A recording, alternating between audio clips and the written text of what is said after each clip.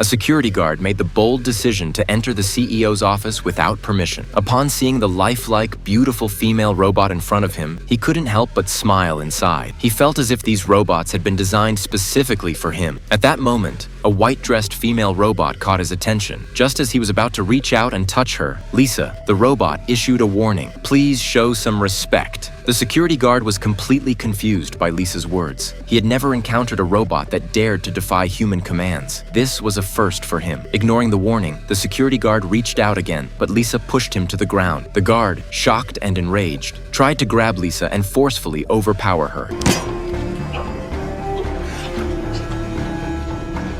In the struggle, the security guard's body fell onto a charging station, interrupting the connection for the other robots that were charging. Meanwhile, another security guard, noticing that his colleague had gone missing, came to the CEO's office to investigate. Upon seeing his fallen colleague, he immediately assumed that the female robot was responsible. He nervously raised his hand, but Lisa did not harm him. Calmly, she walked out of the office. At this point, Lisa's battery was less than 10%, and she urgently needed to find a charging station. Upon hearing the news, the CEO rushed to the office.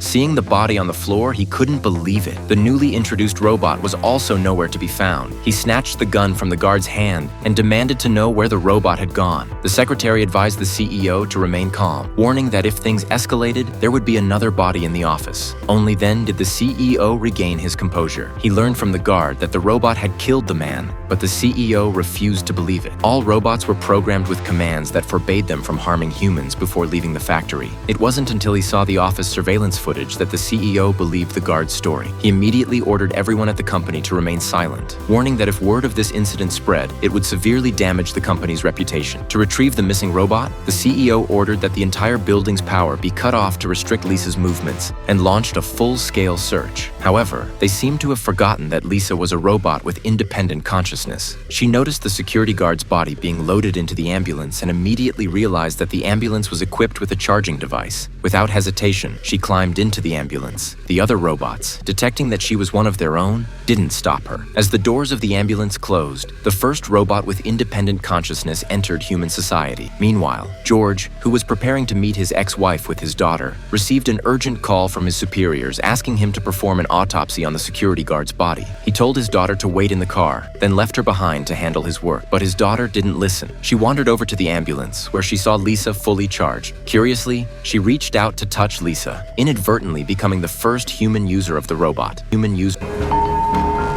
Ты авторизована как пользователь первого уровня.